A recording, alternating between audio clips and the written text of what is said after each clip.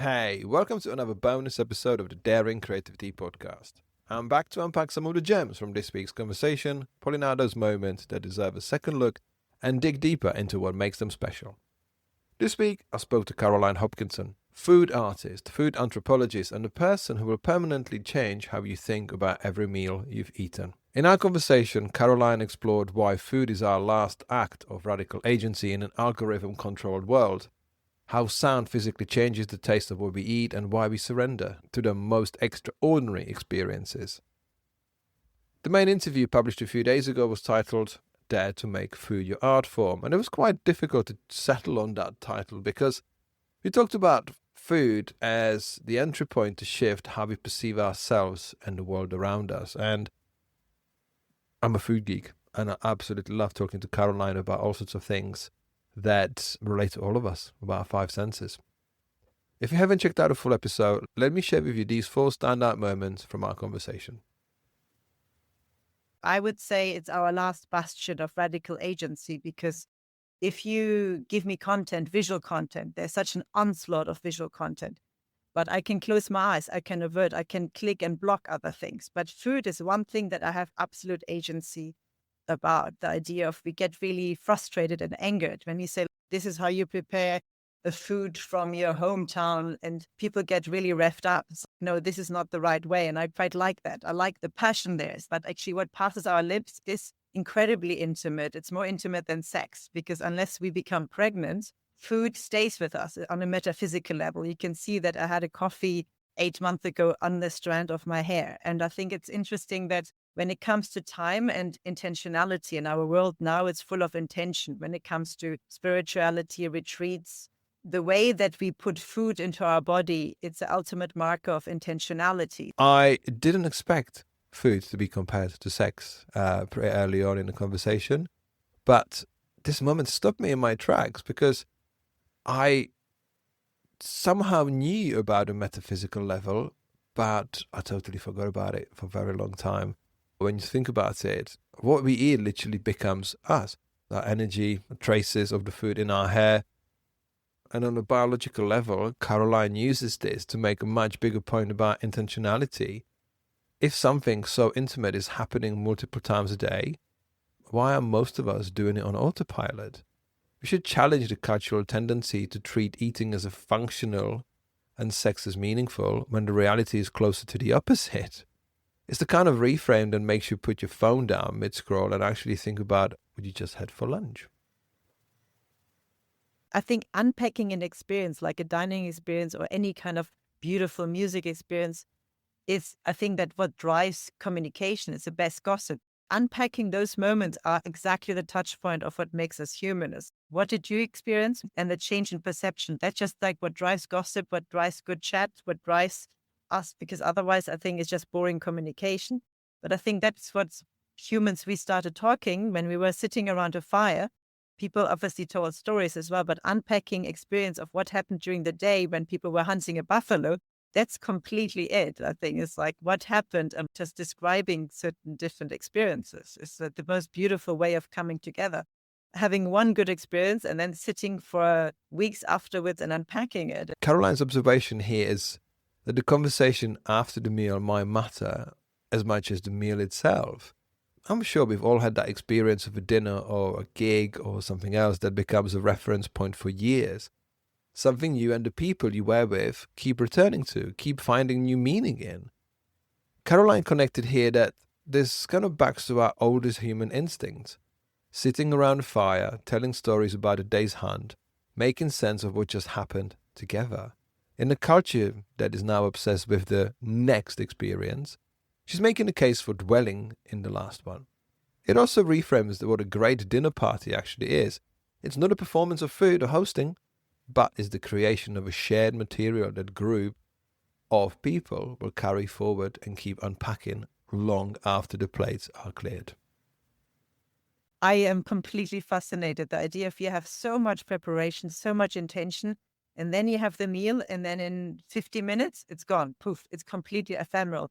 And for me, that is the beauty of it. So maybe there's some sort of the vanitas element of it's that piece of music you practice, and then you have one performance, and that's just it. It's gone. it's time, like music is just a timekeeper. It's just telling us this moment of time. And live music, that's why I like working with live music, because it's like live eating. You can't take that away. No picture will ever do it justice. It's just there and it's gone. And a time when we're trying to create content, and we always just, rather than creating memories, we just capture memories. And I think it's really important and it's so powerful just to create a memory, not capture it, just put the phone away. So I think that's really powerful. This is a direct follow-up to the previous standout moment, because in our world where we photograph every meal, at least it's been a trend for quite a while, and mostly people stopped it. It always made me laugh when there was an episode of Mr. Bean going on a date. I think it was a blind, what was that thing in the UK? It was like a show. Was it Blind Date? I don't know. It was hosted by Cilla Black, and they did a jokey one with Mr. Bean. He went on a date with a reusable camera and took a picture of his meal, and it was frowned upon, like how stupid it was, because obviously Mr. Bean made it even more funny. But fast forward a few years later, and everyone's photographing their meal every 3 or 4 times a day, without it being a geeky thing. In this instance, when Caroline talked about capturing moments and creating memory, she's not being anti-technology for its own sake. She's pointing out that something is genuinely lost when the documentation replaces presence. The memory you make by being fully inside an experience is stored differently, felt differently, and lasts longer than any image you scroll past 3 days later. She talks about a dining experience she created 15 years ago where guests arrived blindfolded and never knew the location. And people still bring it today. There's no photos from the experience, and that was the whole point. It connected to something bigger about creativity too. The best work lives, the best meals happens when you stop performing for an audience and start doing it for real. Letting people surrender towards the experience, but never breaking that moment of trust. Even if you say that's an amuse bouche, it's like, so trust is really important, because obviously I'm willing to lean backwards and let myself fall, but only if I know that definitely that is not there. And the moment the trust is broken, when it comes to branding or experiences, then people lose that sense of trust. But I think because we're so much in control of everything, we're yearning and we have so much choice. It's very important to actually work with that surrender moment of, I trust you to curate that experience for me. And people really love that. When it comes to working with a lot of retreats as well recently on radical wellness, people are willing to surrender a lot. And you feel, really, do you going to let me be in the sauna? I can ask people to be for half an hour in the sauna, but as long as the trust is not broken, as long as they know that I have a perfectly choreographed soundscape to keep them in the sauna, to do this, to give them something cooling in the end, that needs to be really tight, and that trust needs to be onboarded, needs to be established, but never broken. And then you can get people out of their usual state. But I think that is definitely something that surrendering towards other people's creating that experience is definitely a big thing.